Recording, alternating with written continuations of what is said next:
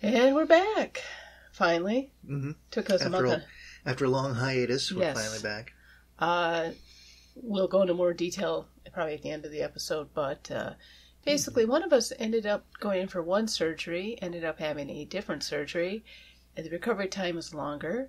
And as soon as I got recovered from that, was back to work, getting ready to gear up to do the podcast again, well, you know what happened. And it's been really crazy. Everyone's been affected by the latest thing. We'll start the show in a minute. Right. Uh-huh. Right.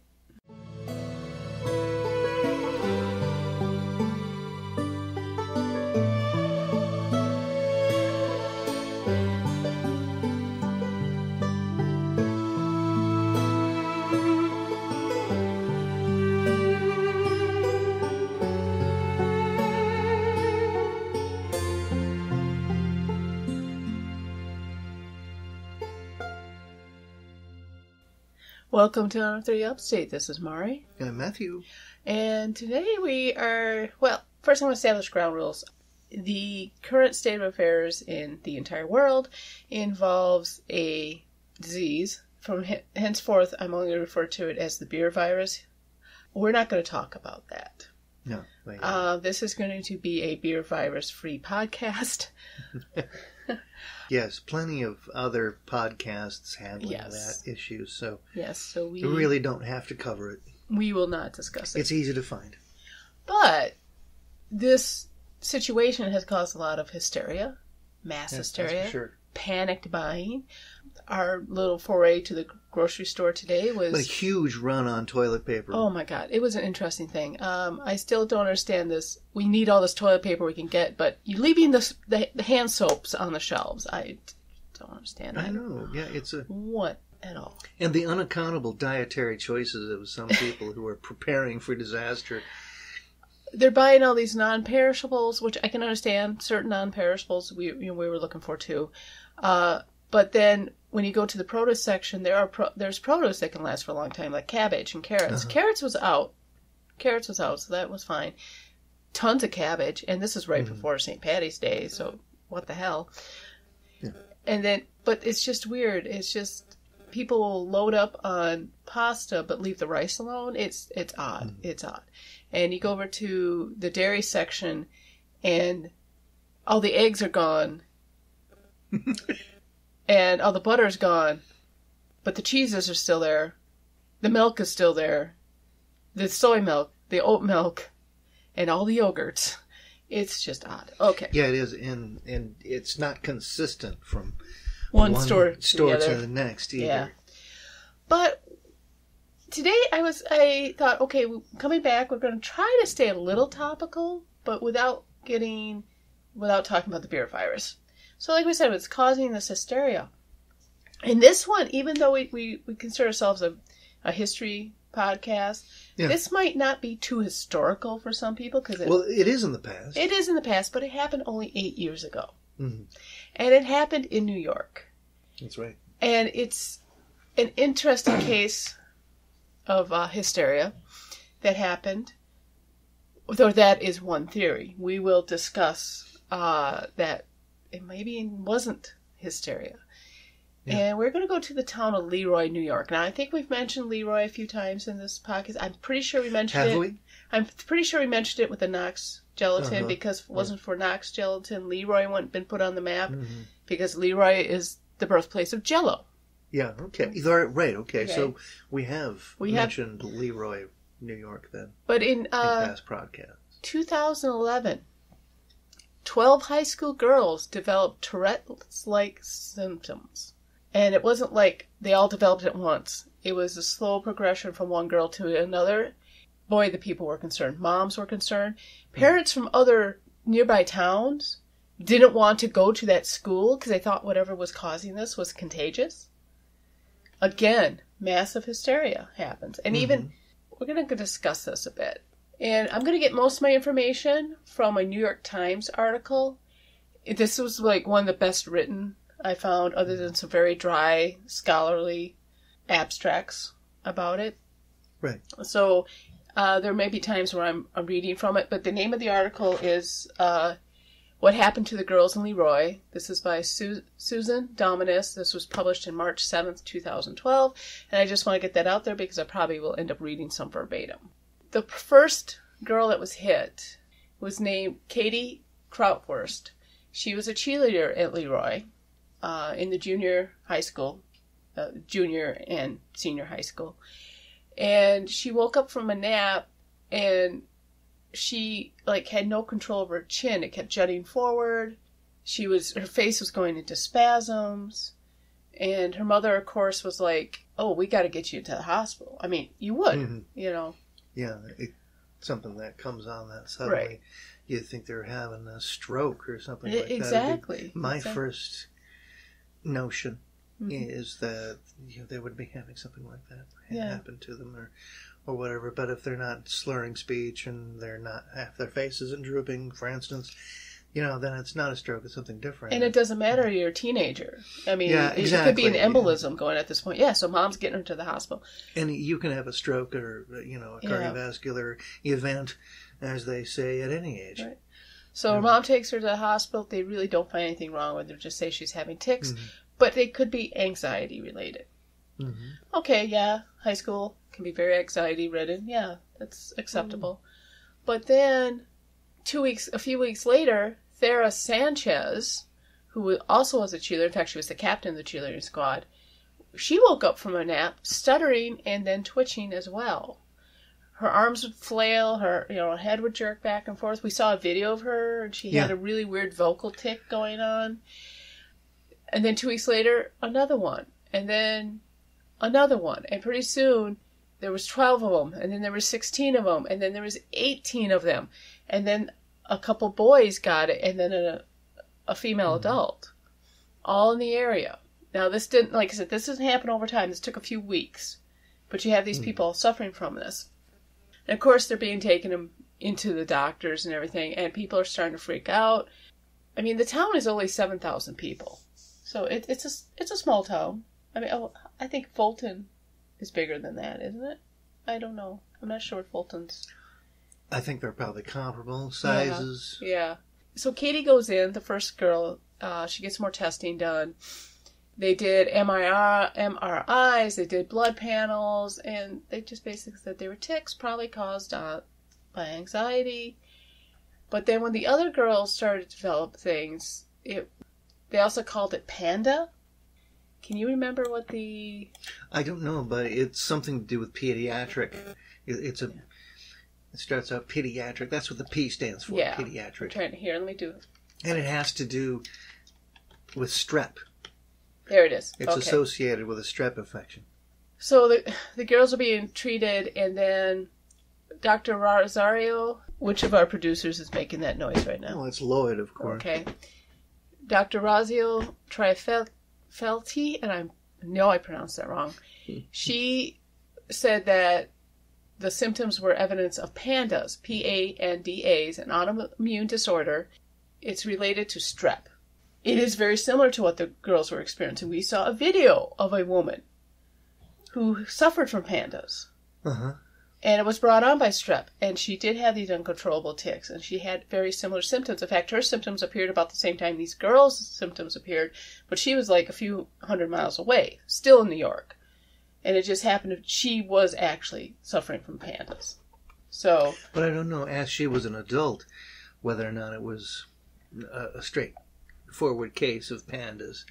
Well, because it's a pediatric. It is a pediatric thing, but they did say some adults do get it. Okay. And that's why she was misdiagnosed. And this particular woman we watched a video on, she was misdiagnosed at first with it. But when they figured out it was PANDAS, they were able to get her the treatment and get her cured. Now, these poor girls back in Leroy, and the two boys, and the other adult, they're still having issues. So everybody's trying to scramble. They're like, well, what is causing this? There's got to be something. And someone remembered a trail derailment that happened in the 1960s in the area, in which chemicals had been spilled. And then there had, of course, been other areas around the town where it could have been possible environmental things. Right. And lo and behold, who shows up? Aaron Brockovich. Well. Yes. that Erin Brockovich, the one that Julia Roberts played in the movie. Swooping in to save the day. She swoops in. She's going to find this environmental disaster is causing this problem with these girls. Now, I don't want to sound like I'm disparaging her. I don't want to sound like I'm... Because I've read what the results were. You don't want to be labeled as a Brockovich basher. No. I think, yes, that was an avenue that you had to test. Because... Well, you have to eliminate all the possibilities. Oh, yeah. Because that could be a very real possibility. What would be causing all this? Yeah. You know? But Erin came in with TV crews and, you know, at one point she was kicked out of the high school. Well, she showed up kind of uninvited, too.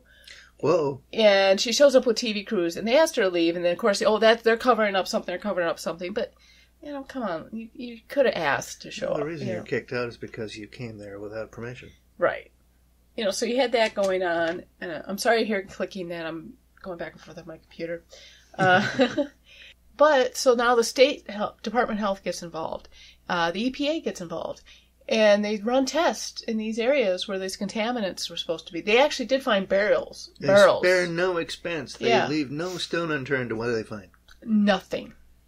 Absolutely nothing. The barrels had nothing in them that they found. There was no contamination in the ground. Everything was fine on that end. So what's this big story about? A big chemical spill in the area? That happened in the 1960s. Like I said, it was a legit thing to check out. Mm-hmm. But it obviously had been cleaned up by this point.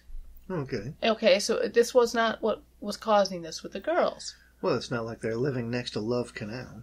No, well, they're maybe about, they're in that general area, but it's not like next to it. I mean, Leroy is, I want to say 30 to 50 miles away. I mean, it's close by, but not... Okay, well then that's far enough away from ground zero at Love Canal that you won't be affected by anything that leached into the soil. I mean, it's in that area of the state, but it's nowhere. It's not, there. Okay, now what is it? So, like, pandas came up as a possible thing. And then they finally got some people, I believe... I've read two different things, so I'm not quite sure. It was either from the Strong Hospital, or they went to University of Buffalo, or it might have been both.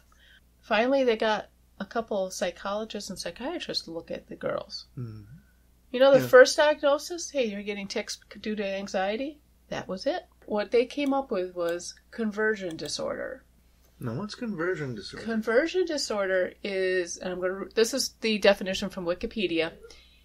Conversion disorder, CD, or functional neurologic symptom disorder, is a diagnostic category used in some psychiatric classification systems. It is sometimes applied to patients who present with neurological symptoms such as numbness, blindness, paralysis, or fits, which are not consistent with a well-established organic cause, which cause significant distress and can be traced back to a psychological trigger. It is thought that these symptoms arise in response to stressful situations affecting the patient's mental health or an ongoing mental health condition such as depression. Now, wait a minute now. If I'm to understand that correctly, are you saying that if someone has a significant traumatic event, significant enough, they'll be struck dumb or deaf? Possibly. Wow. Possibly. Incredible. Earlier today I was watching that video of those 3 women from Australia who do suffer from it. And this one, she started to fall down a lot. And there really wasn't a reason for her to fall down a lot. Because she started to fall down, she started to be afraid of falling down. And then it got to the point she was afraid to walk. And she literally became paralyzed. Oh, wow. And she cannot walk without a walker. And she knows it's in her head. They've worked with her. There's nothing physically wrong with her. There's nothing physically wrong with her brain. There's nothing physically wrong with the rest of her body. There's no nervous disorder that's causing this. It's all in the head psychologically. Oh, wow. And she knows that, and she's been working with it. And she said there are days where, she can walk 3 feet and feel great, and there are days where that 3 feet looks like it's going to kill her. Oh. So, and then they interviewed other people who suffer from it. And it's kind of controversial. In the turn of the century, when the soldiers were coming back from World War I, I'm talking turn of the 20th century, not turn of the 21st, this was a major breakthrough in the diagnosis of what was going on with them. You mean the shell shock? The shell shock, yes. Today we call it PTSD. PTSD. Or post-traumatic syndrome. But think about, we know people with PTSD. Mm-hmm. They can show symptoms like this, and we know it's related to their PTSD. Mm-hmm.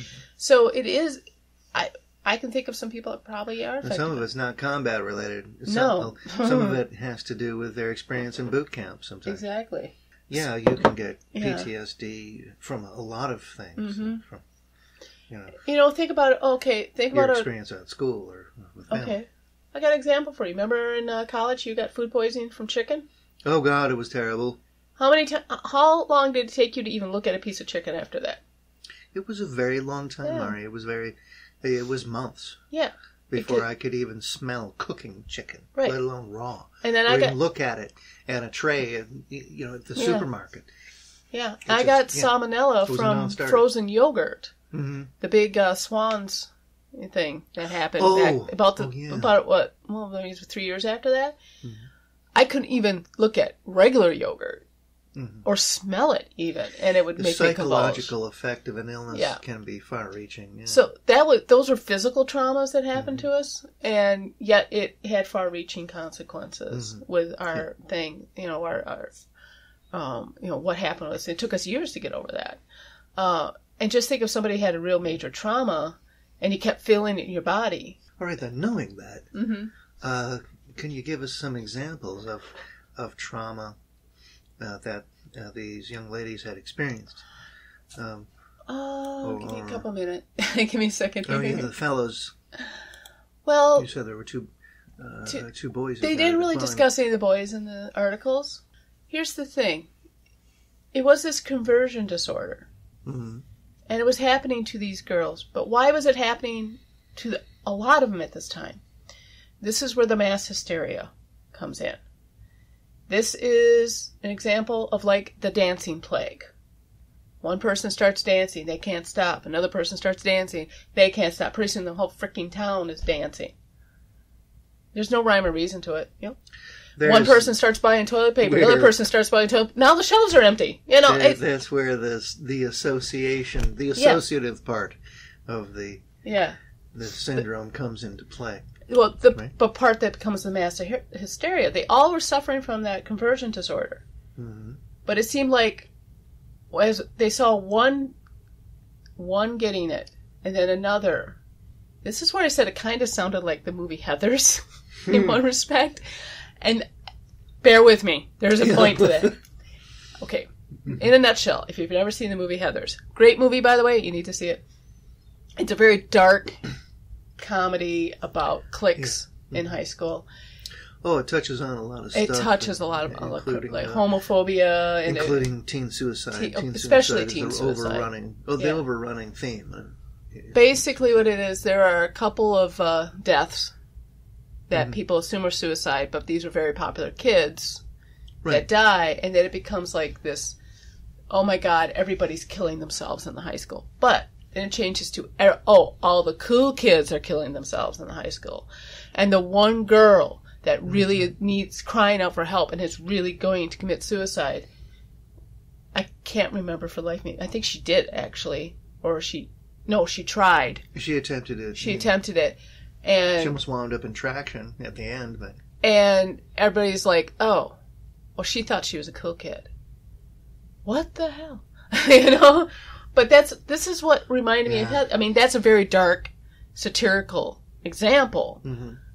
But you got this going on where these you start seeing these people getting these things or getting a little more attention, and this is where the mass hysteria comes in. And where some people theorize that Facebook, social media, and the media in general fed into this conversion disorder that these girls were really suffering. And now it spread because somebody was getting attention that somebody else wanted that attention. And then it blew up on Facebook. And it blew up in the media. They had interviews on the Today Show. They had interviews on the Headline News. There were fights on the Facebook groups among the mothers about who was faking it and who wasn't. Yeah. I mean, it was insane. Yeah. Mm-hmm. So when they started figuring out that these episodes became worse every time these girls were put into the public spotlight, either via social media or conventional media. Finally, the one doctor stepped in and went, no more media appearances. Yeah. Get off the social media. And the ones who did that, lo and behold, got better. Oh, that's great. They didn't have the tics anymore. They didn't have that. But a lot of the parents, mothers, and there's a reason I keep saying mothers, didn't buy this. Even though, obviously, a few of them it worked for. Mm-hmm. Once they got off that social media stress and the media stress. Absolutely. Yeah. It started to change things around for them, and they stopped developing the tics. But a lot of the other mothers were like, that's hogwash. Mm. You know. Yeah, there's got to be a physical reason. Right. Something like that. And again, I'm not disparaging them, because I think if I was in their shoes, I would probably be that way too. You know, that you want to cover all the possibilities. And it is an odd situation of the frustration and how things would blow out of hand between the medias. Was in, there was a press conference on February 1st where they announced there was nothing wrong with the soil and the air and everything. It wasn't but parents yelled that they weren't doing their jobs, and of course this blows up in the media. That brings more media attention to town, and the symptoms get worse with everybody. But again, once that calmed down, the media leaves, the symptoms calm down. So you see the connection they're trying to make. Question for you.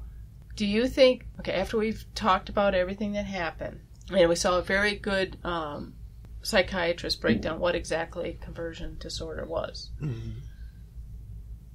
Yes, I do accept that the first few girls probably did have conversion disorder, because there were issues in all their lives. Remember I kept mentioning their mothers?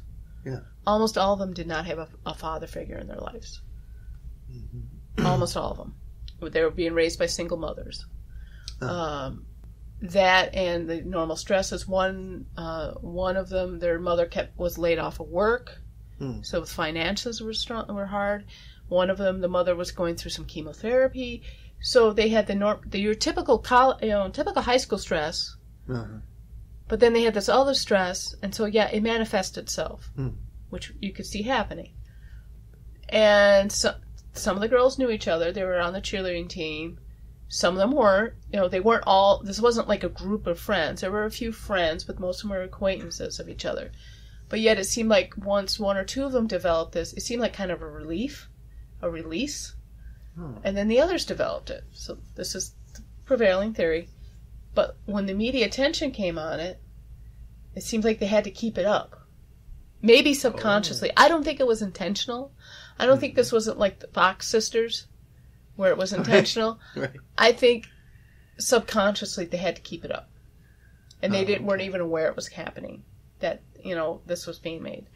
Again, this is a theory. I'm trying to just explain the theory. When you look into the conversion disorder, there's some things that don't fit very well with it either. Yeah, I can see why they think this conversion disorder with the mass hysteria connection is probably the best explanation for it. But yet, a few of them still kind of suffer from it. Do they now? Because I haven't seen any recent videos of any of the sufferers. Well, I would say maybe a few years ago, but it was like it didn't clear up as quickly as a lot of people think it did. I mean, some of them it did, but some were still a couple years later still fighting with some of the tics and verbal problems, from my understanding. There's a lot of paperwork here. There's a lot to slog through. We are summarizing this a lot, so I'm sorry if I get a little facts muddled. This is the extremely brief. But at the end, though, there is a good thing about conversion disorder. Once you are pretty much cured of it, you don't have relapses. Oh, good. Because whatever is causing that problem in the brain, now, what do they wait for? Just for it to clear up over time for them to... Sorry about that. For them to self-resolve or something like that? The one Australian woman said she literally had to teach her brain not to think the way it had been. Really? And I can kind of relate to that because of some of the stuff I had to go through prior to my big surgery in 2018. There was a lot of telling my brain to rethink things. I would never have made it through that surgery if I still had my attitude towards food the first few weeks. Because I had to teach my brain to not think, oh my God, this is killing me, to this is medicinal and this is going to heal me. I literally had to fight with my own brain on that. And it worked, obviously.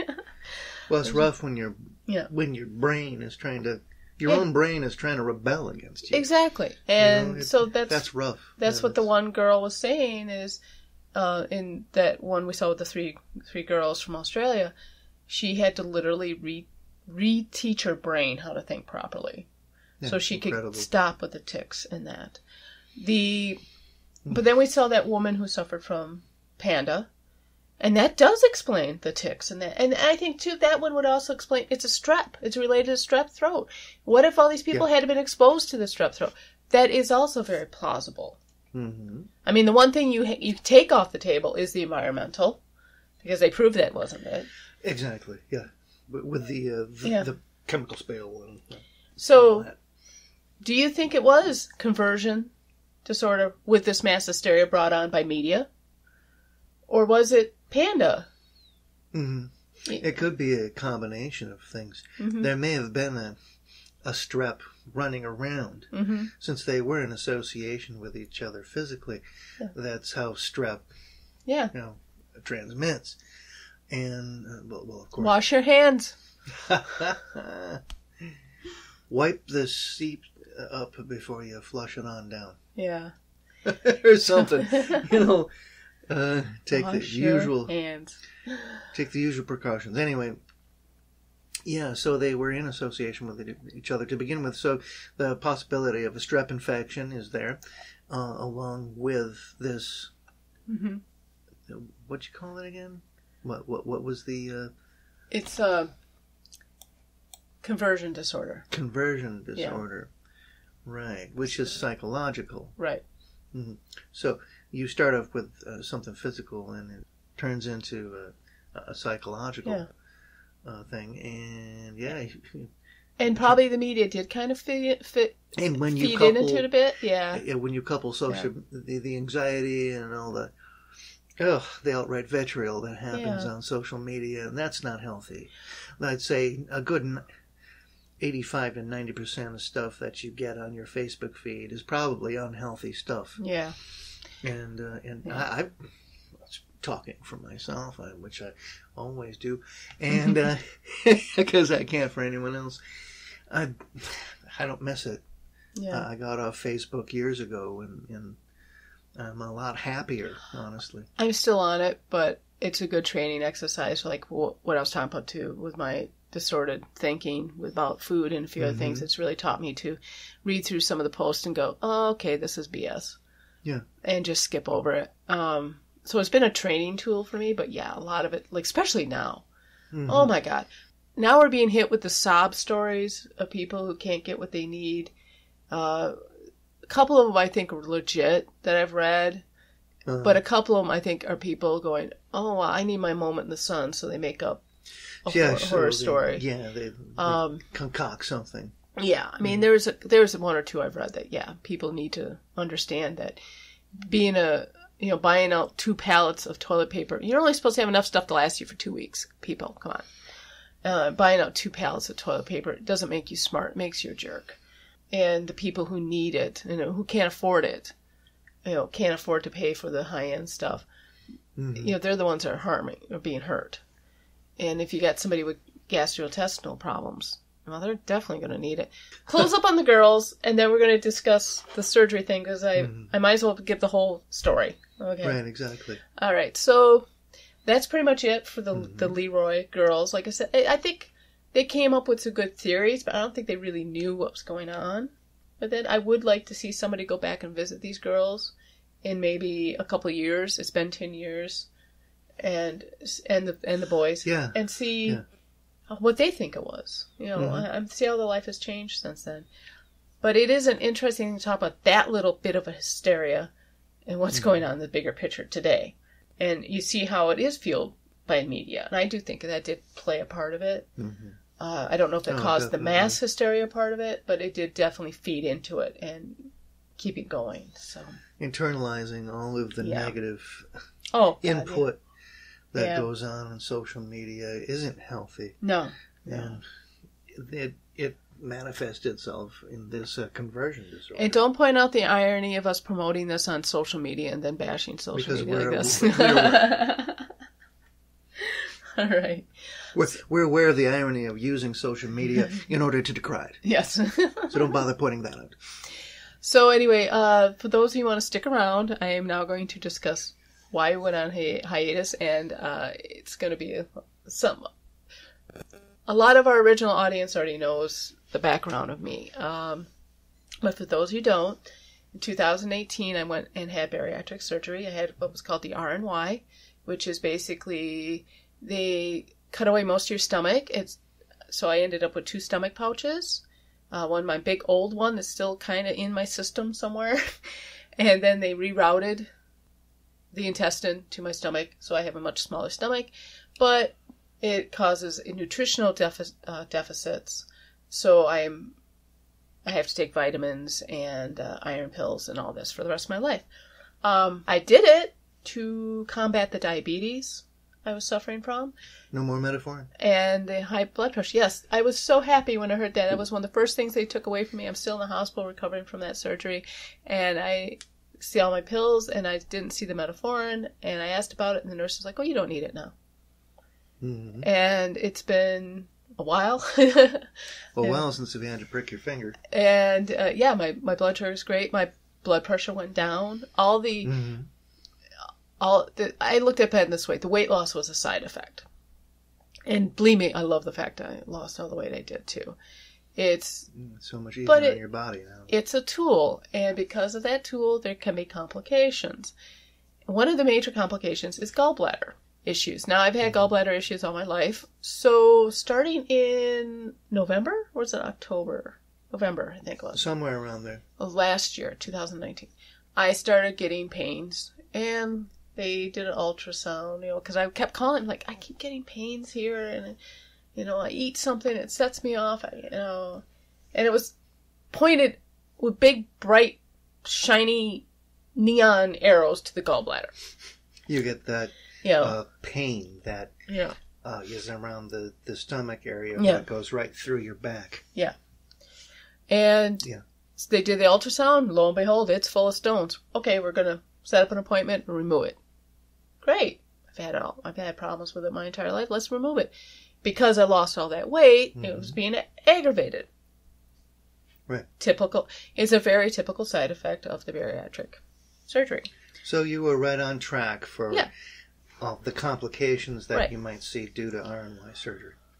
Well, the pains get worse. I'm waiting for my surgery date.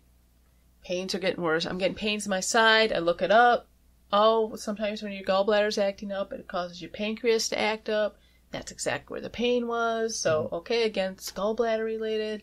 Right. Day of my surgery, I am in the worst pain of my life. It really felt like I was being stabbed repeatedly. There was no way you could have gone on with anything else other than to see yourself into the hospital. If I wasn't scheduled for surgery that morning, I would have been going to the emergency room. It was that severe. Anyway. They put me into surgery. I wake up. I'm in a recovery room. My surgeon comes in and goes, what the hell? Yeah, my gallbladder is full of stones, but it's fine. Turned out I had a ruptured ulcer and a hernia that the bowel had twisted through. So my pains were not related to the gallbladder. Mm. Why they didn't see it on the ultrasound? Well, they saw the hernia. Mm.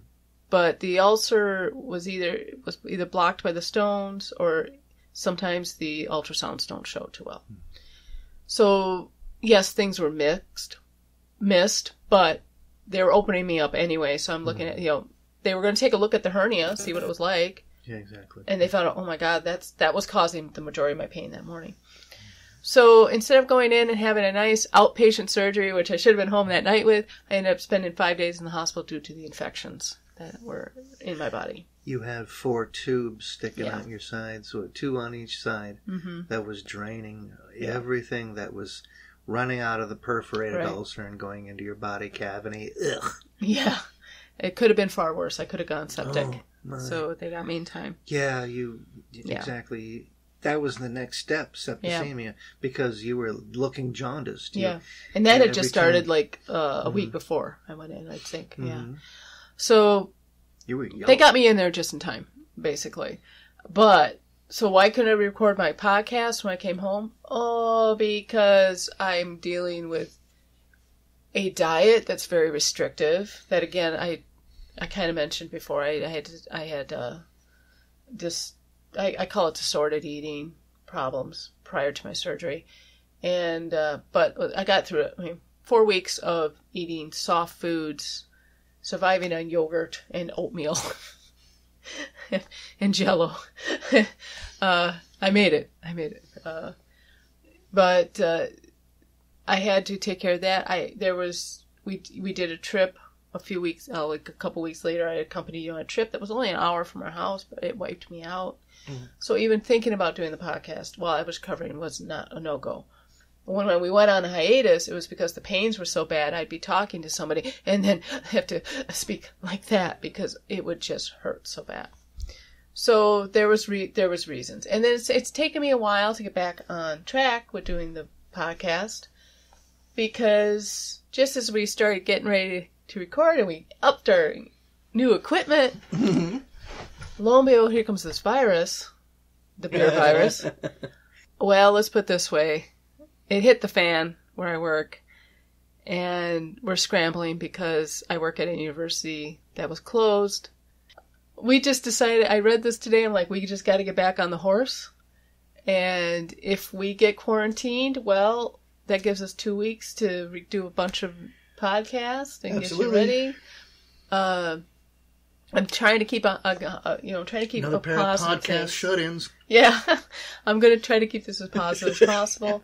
Luckily, we are kind of introverted. We don't go out that much, but just as well. I don't have any friends. Yeah. Aww. So, well, thank you for listening to the end. Thank you for listening to our Ghastly podcast. And goodbye. Bye-bye. Thank you for listening to Unearthly Upstate. You can find us on Facebook, Twitter, Instagram, YouTube, Patreon, and on our webpage. We are also on Apple Podcasts, Spotify, Spreaker, Stitcher, Podbean, Google Podcasts, and CastBox. Please like, share, and review on your favorite platform. Unearthly Upstate is an Animator Liar production. The show is produced by Mari and Matt Manette, with purring provided by Honey and Lloyd. Research and writing by Mari Manette. Music is by Kevin MacLeod, licensed under Creative Commons Attribution 3.0 license. Unless otherwise stated in the episode, the places mentioned in the broadcast are not paid or contact us for any type of promotion. Please check out our webpage for credit and sources for the episode. Thank you.